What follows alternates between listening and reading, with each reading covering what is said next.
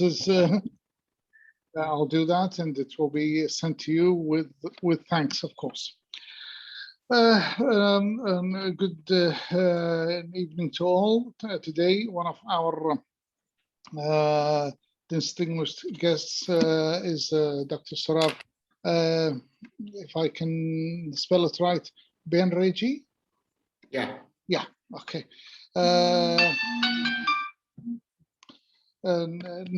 He is specialized in microendodontics and restorative dentistry. Of course, his CV is very rich, and so I'm going to go through it. He is positioned as a consultant dental surgeon in private sector with emphasis in microscopic endodontics, with over 18 years of clinical experience and 2 years in academics. He's a founder of and the CMD of the Omakaranda Dental Care and Research. The clinic has its credit and to be the first facility to install dental operating microscopes since 2010.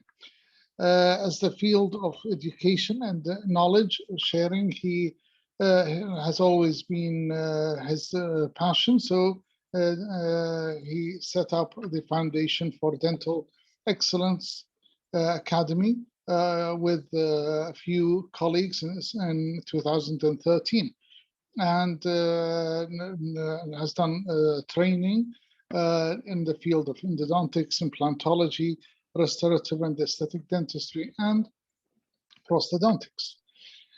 He's the founder, director at the Dr. Sourav Banerjee Microendodontics Training Academy that trains participants in the use of dental operating microscope and endodontics under the skill enhancement program EndoConcept.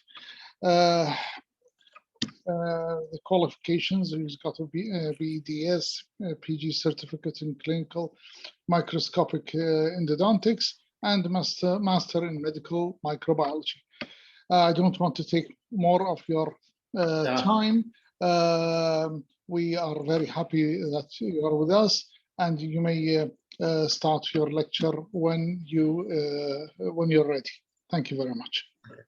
Thank you for that wonderful introduction. I'm quite humbled, and I thank especially you, Professor, and all the participants today for inviting me into this early forum. I look into that I can do justice to the session. Thank you. So should I share the screen? Well, whenever you like. Yes, of course. Yeah.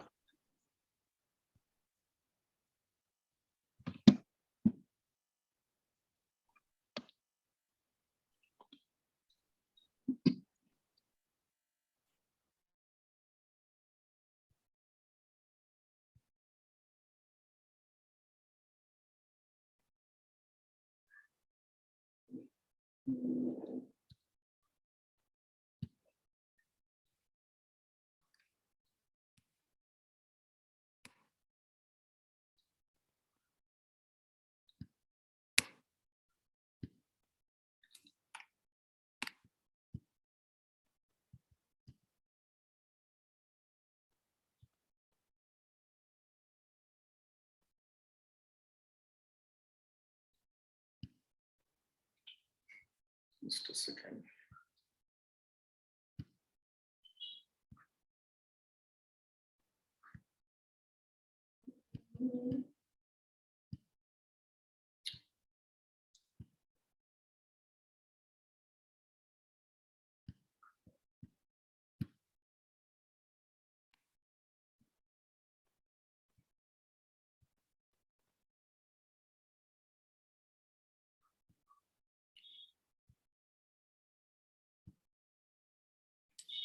Okay. Is my screen visible? Yes, it is. Okay. Very clear. Okay. So thank you once again, Professor Hussain, and to all the participants here. I'm quite honored to be a part of this session today. So the topic is already presented to you. It is SSS in endodontics. and we'll be discussing about strategizing safe shaping techniques. So we know that when we are into instrumentation of the root canal system, that is shaping, cleaning and shaping of the root canal system, so it carries few complications with it, since we are using a lot of files in the canal. So there are a lot of atherogenic mishaps that that can possibly happen. So just excuse me, Professor, can we stop this blipping sound? Well, I'm sorry, but it's with the Zoom. Anyway, whenever a person enters, it makes this clicking sound. It's not with us. I'm sorry. Okay, I am also not that tech savvy, but we can actually stop it. I don't know. I don't. Okay, not a problem. Fine. I'm very sorry. Not a problem. Sure. So we'll be seeing that if we plan the case beforehand, before we start, we can definitely prevent such mishaps. So prevention or mitigation is always our choice. And I'm sure that everyone among us would always choose prevention over mitigation. So what will be the roadmap of today's discussion? So we'll be studying the various shaping related mishaps that happen, their etiology, and definitely we'll learn about incorporating safe shaping strategies for prevention of the mishaps. So already elaborate CV has been presented by Professor just now, but I'm Dr. Sourav Banerjee from Jamshedpur, India. Jamshedpur houses one of the world's largest iron and steel plant. So you can see that in Google. It is it's one of the largest iron and steel plant. I'm a practicing microendodontics and restorative dentistry exclusive over almost 2 decades now at Jamshedpur itself. So what are the various shaping related atherogenic mishaps that we come across? So definitely we know about file separation. We know about ledge formation, perforation. It could be in the apical, midroot, or strip perforation, canal transportation, canal blockage, and loss of patency or sudden loss of working length. So first we'll see what are the reasons for file separation. So file separation is a very frustrating experience that happens because of a number of reasons, like cyclic fatigue of the file, torsional failure of the file. Operator skill definitely matters a lot, how you are using your file. If you are using the correct technique to operate your file, let it be a hand file, a K file, H file, or even your rotaries. So do you know the exact technique, how to use that? That matters a lot to prevent that mishap. And then ignoring the manufacturer's guidelines is a major reason of file separation, like the torque, the speed, they are very important. So whatever file you are using, you need to stick to the manufacturer guidelines. So one of the important aspects that is the most cheapest and most easiest way is like inspection of the file. Every time you take the file out of the canal, you need to inspect it of any deformation. So each time when you are taking the file out, you need to inspect it. So in case of hand files, such kind of deformations are seen once you take out the file, especially with the smaller files. Let it be a 6 number, 8 number, 10 number file, which you use for the first time when we put it in the canal. So such deformations are very important. These images are recorded on a microscope. It's not easy to see such deformations under the naked eye. So you can use some amount of magnification to make this identification easy. And one important aspect with the smaller files is that if suppose a few flutes length, say 1 or 2 flutes get separated, you'll never know that there is any change in the length has happened. So you should always keep a control file with you to check the length each time you take it out. So you'll come to know whether the file has separated or not. This thing is again same with the rotaries. So in rotaries, what happens? is you can see the unwinding of the flutes here like this. Again, after unwinding, if you go on using the file, you will see reverse winding like this. And this is a very critical point. At this point, the file separates from this region itself. Also, with the softer metallurgy like the martensite files, there could be tearing off of the file. Martensite files are very ductile, very soft. So such files usually do not separate. So they don't break off. They usually tear off. So such kind of tearing can be appreciated when you keep the file in control with a similar length file and see it closely. 1 or 2 flutes, you already know it's even less than a millimeter. So it is very difficult to make out. So file separation is very important. To each time you take the file out of the canal, you need to check it for such kind of like mishaps. So one small video I have just presented here to see like how we can check. You see, in some part of the world, there is a trend to reuse files for different cases. And in some part of the world, they don't reuse the files at all. It should be a single use file for a patient, for a single tooth, there will be once that will be used. But in some part of the world, there is a tendency of reuse of the files.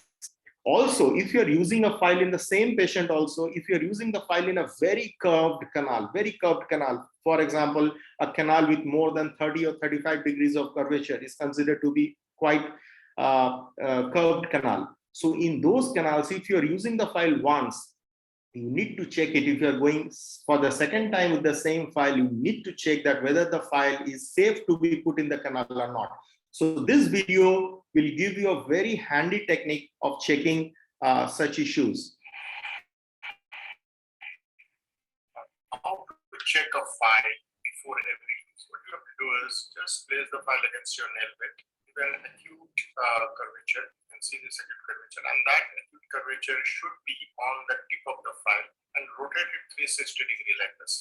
Rotate it 360 degree to and fro, check whether the flexibility exists or not. So this, most of the time, if the file is overused and if it is fatigued, it will fracture off. So even with the newer files, before you place it in the canal, you can just check it like this. Now you see it has broken. If it is fatigued, it will fracture like this. So this is a very important fracture. So this is what happens. With a overworked file, it will always fracture like this. So here, what I mean to convey is, so it is a very handy technique. You just take the file, put it against your nail bed, go on rotating it 360 degree, give acute curvature to the apical few millimeters. So if the file is fatigued, it will fracture off. So this fracture, you see, it may happen inside the canal also. So it is better to check a file before you put it in the canal. So second mishap that may happen due to the instrumentation, wrong instrumentation technique is ledge formation. Ledge formation, why does it happen? It happens mostly using a wrong file in a wrong canal. So you are using, say, you are using an active file, active tip file. There are few files that have active tips to open up calcified canals. So those files should be used only in the straighter portion of the canal, not beyond that. But if suppose we are using an active tip file, like the carbon files we have, mostly the hand files there with the active tip, if you use that in a curved canal, mostly in the outer wall of the canal, you will create a ledge. This happens in the outer wall. It is irrespectively, it will happen in the outer wall of the ledge. So using a stiffer file or an active tip file and ignoring the tactile sounding. So if you use a stiff file, you will ignore the tactile sounding that happens when you use a hand file in the canal. So the technique may be wrong. You may be constantly rotating the file. That is also a wrong technique with the hand files. We'll come to that later. And obviously, this is a universal fault that most of the operators do, that is forcing the file apically. With any files, you should never force the file apically. Any file, hand file, H file, K file, rotary, nothing, you should force it apically. The file is designed in such a way that it takes the course in the canal by itself. It's a screw design. It will go. If it has the path, it will go.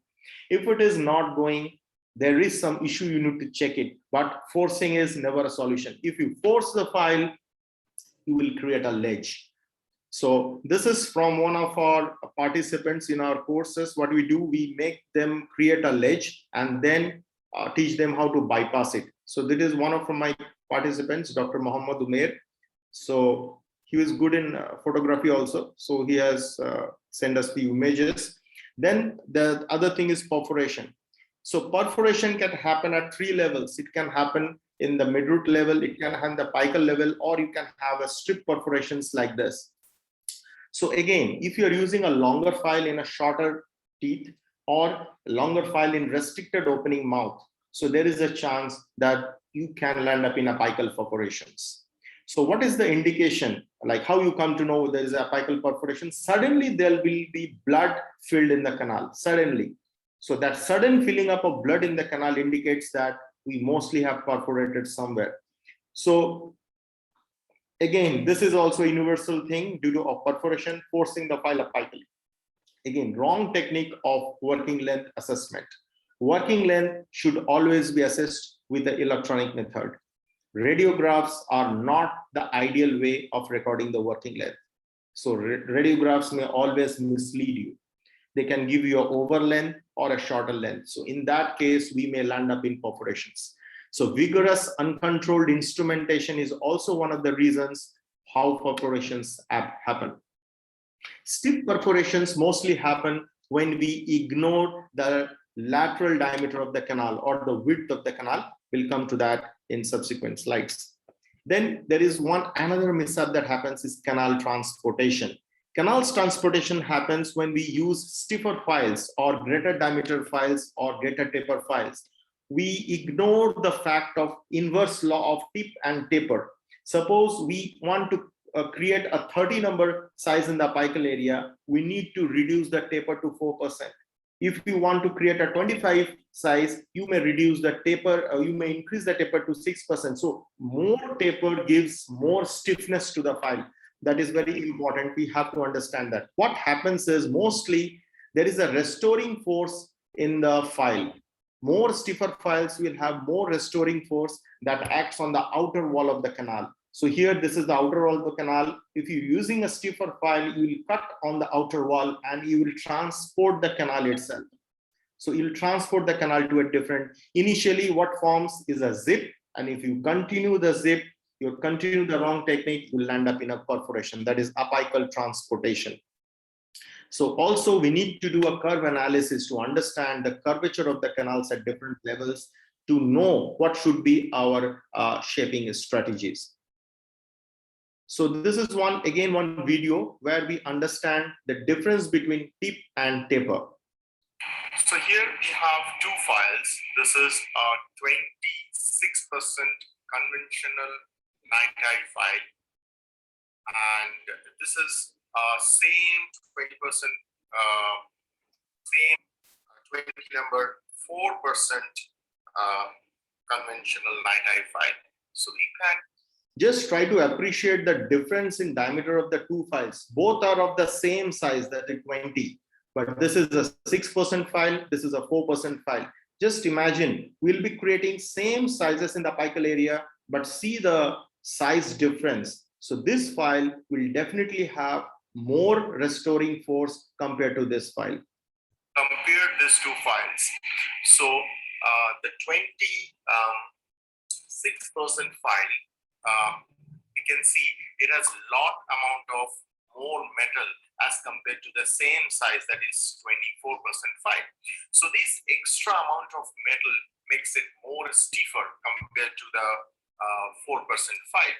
So we'll see what happens now as compared to the tip, same tip, as the taper increases, the stiffness of the file increases, and this stiffness causes a lot of extra restoring force in the file in case of conventional night eye files that are made of austenite face.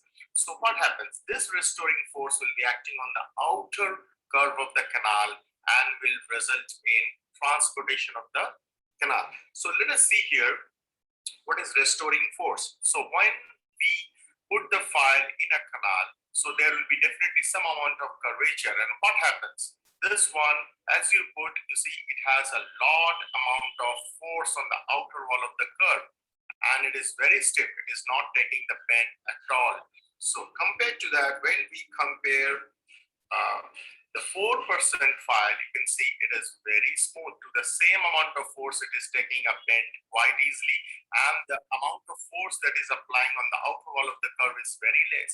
So the transportation will be a lot less when we use the same tip size but a lesser taper. So this difference in tip and taper has to be appreciated when we are instrumenting our canals, especially the narrow canals, ribbon-shaped canals, and curved anatomies.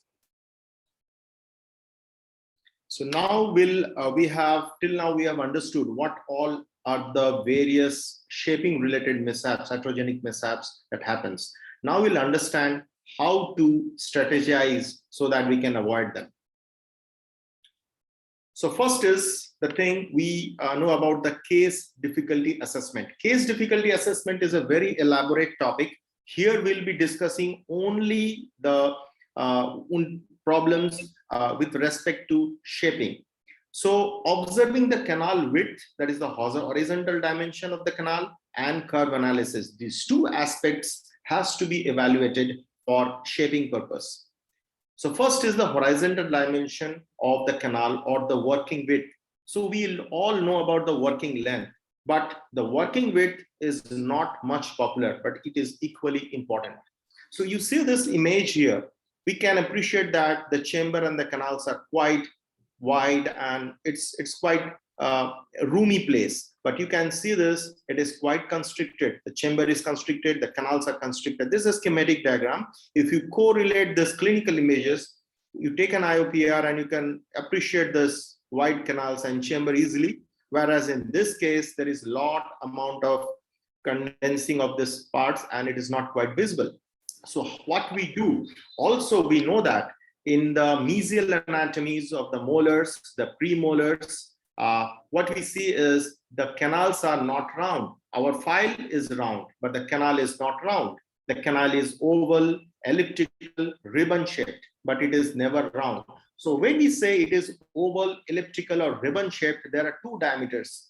One is a small diameter, one is a long diameter. So when we are thinking of shaping such anatomies, the first thing that should strike our mind is the smaller diameter. So we should address the smaller diameter and not attempt to address the larger diameter, because attempting to address the larger diameter will actually strip perforate the case, as we can see here. You see, if you use a wider file in the lower mesial anatomies of the molars and the premolars, we have to think this. The isthmus areas should be cleaned with ultrasonics. You should not file that area. And in this case, you have to address this one. So it is very important to understand the working width, so to prevent the strip perforations mostly. So, so this is one small clinical tool to help you how to recognize which file is, which canal is how wide. So you take a 10 mm file, put it in the canal. If you struggle reaching the working length, that means it's a small canal. It's a quite constricted canal. You take a 10 number file that goes easily, but a 15 number struggles to reach the working length, it's a medium canal. You take a 20 number file, it reaches easily to the working length, it's a large canal, as you see in the palatal canals of the upper molars and distal canal of the lower molars, maybe anteriors in case of canines, upper centrals. So you have large canals in those scenarios.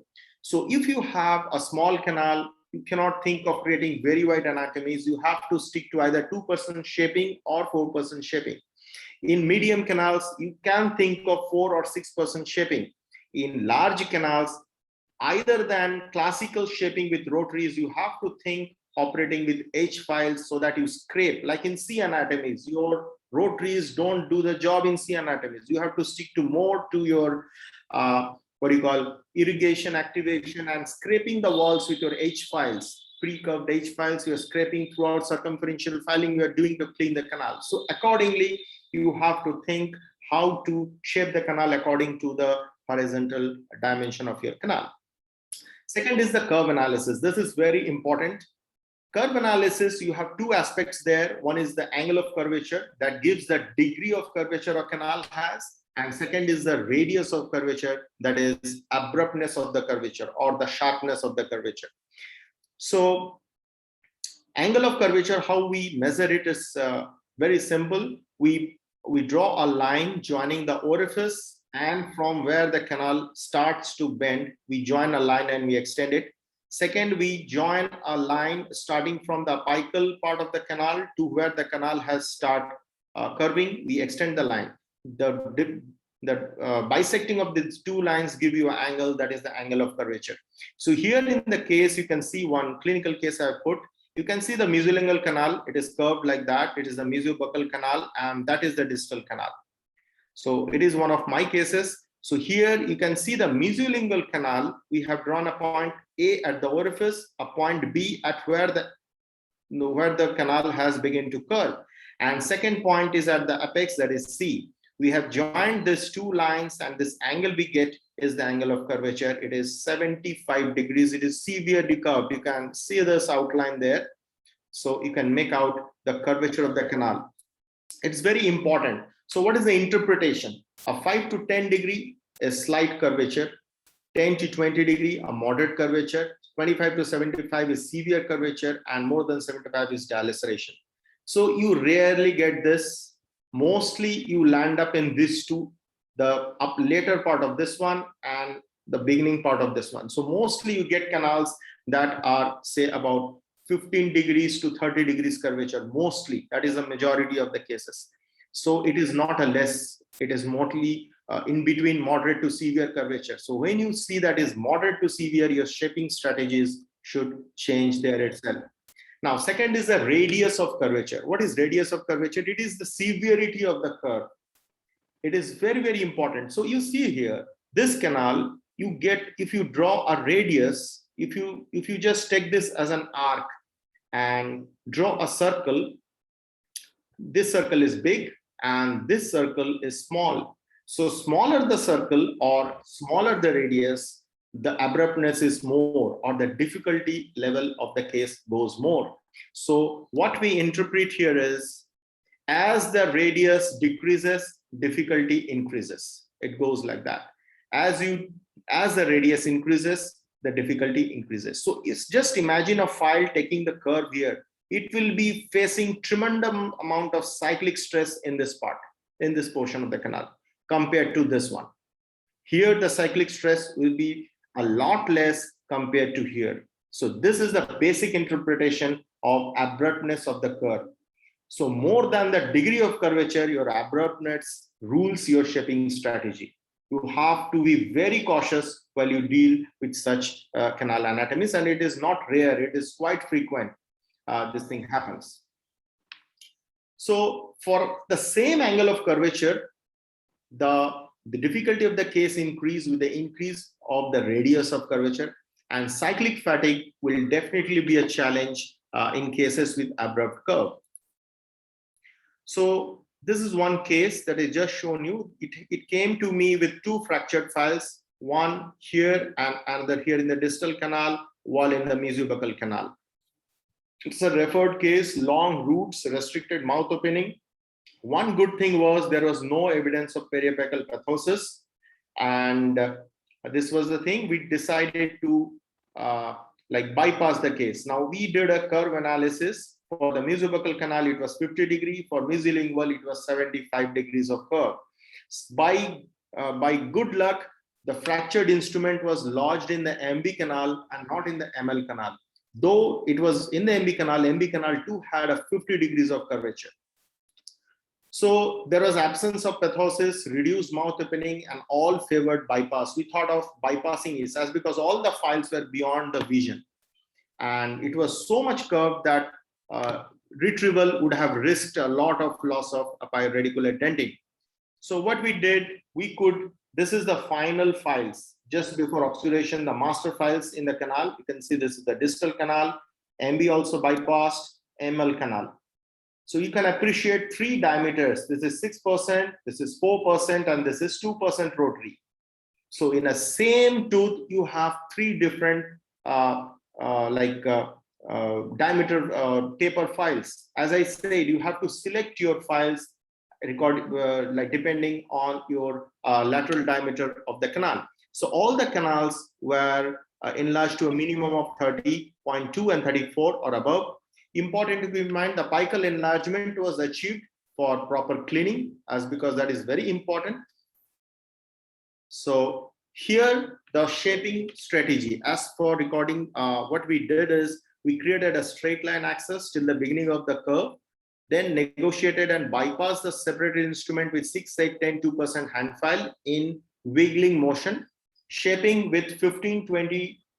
So in this case, what we did, we shaped till 15 and 20 hand files in balance force technique. And then final shaping is this: MB32 rotary, ML34 rotary, and D36 rotary. So all the canals were shaped to 30 number size, but with different taper. That was important. And this is the obturation that you can see, post-op obturation case. So we did a follow-up of the case also. So this is 2021. It is almost a 5 or 6 years old case. And you can see absolutely fine. The case is absolutely fine. The patient is using the tooth effectively. Now, second is the glide path and the 10 number file. You see, 10 number file is a very important file. So it acts as a sword. So it pierces through the tissues. But when you use a 15 number file in the same way, it is not the same. 15 number file is almost 50% jump from 10 number to 15 number, and it acts as a plunger basically. So what you do, you plunge, you pack the debris, whatever you create, and you block the canal. So there is a lot of difference between a 10 number file and a 15 number file. 10 number file is basically, I call it an endoscope of an endodontist. So as the physician will place the stethoscope, they auscultate and they feel what is going inside. Similarly, a 10 number file is like an endoscope for an endodontist. So as you put the file slowly with tactile perception, you actually do a sounding inside, and you come to know the anatomy very easily and quite precisely.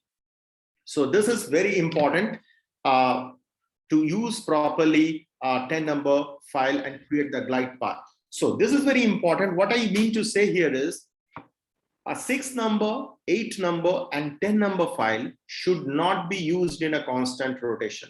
There is a particular way how you should use a 6, 8, and 10 number file. Mark my words, 6, 8, and 10 only. I'm not talking beyond any file, any number than 10.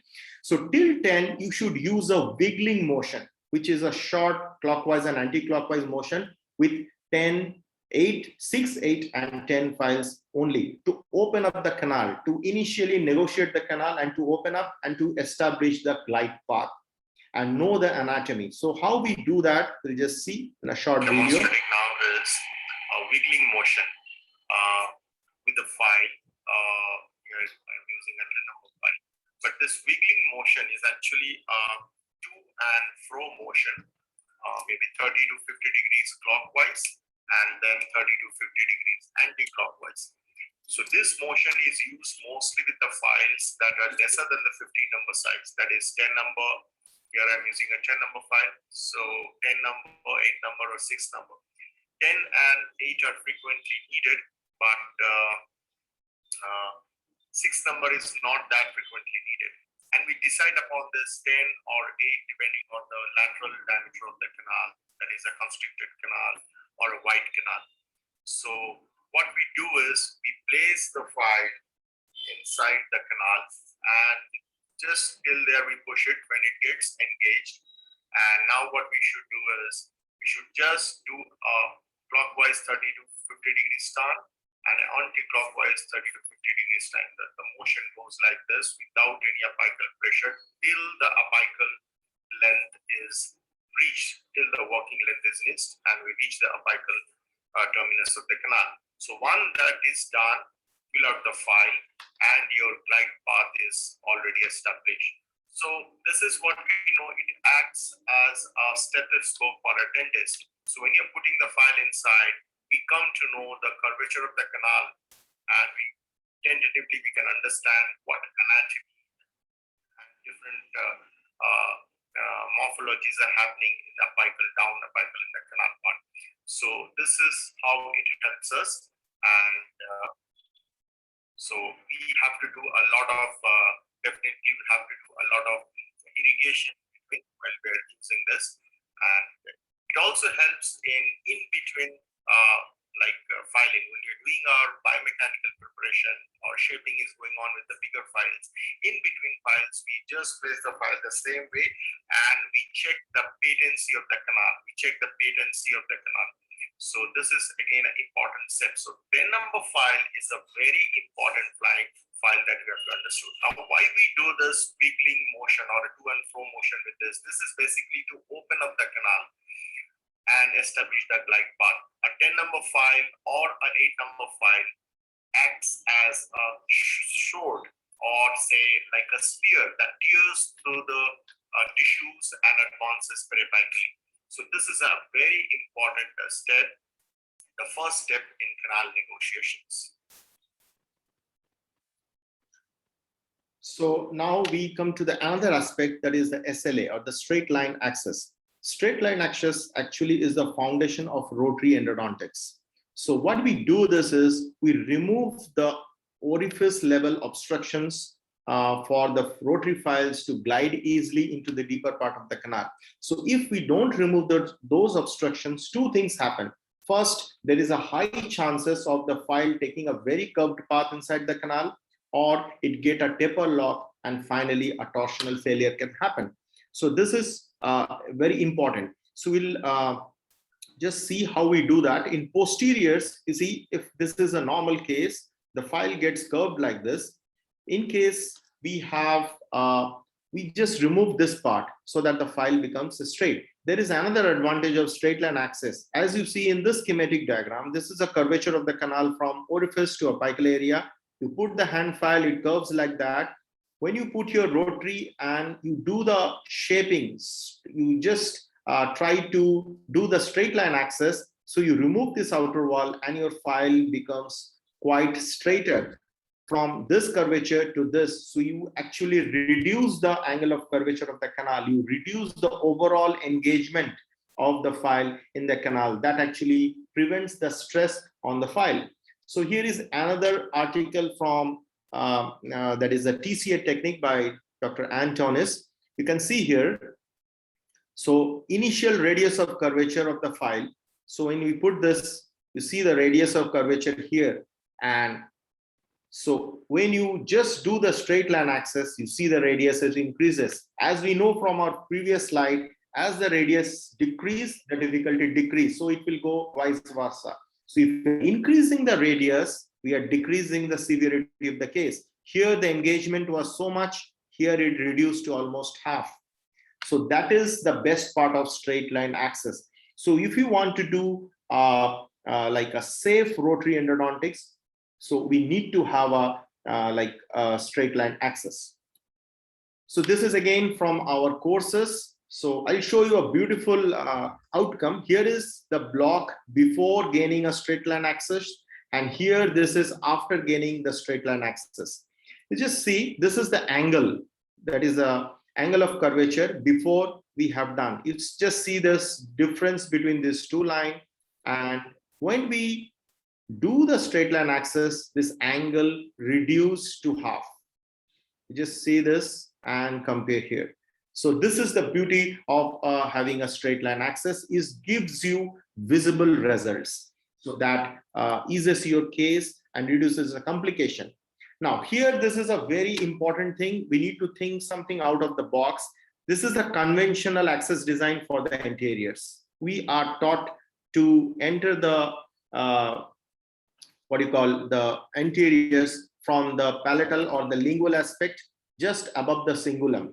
But precisely, we are not able to save the cingulum fully. So what we see, we have to remove this much of the tooth structure to gain a straight line, to make our file straight in the canal. So can we think a bit out of the box and be a bit conservative? So if we enter directly from the incisal edge, we don't have to sacrifice so much amount of tooth structure just to gain a straight line access.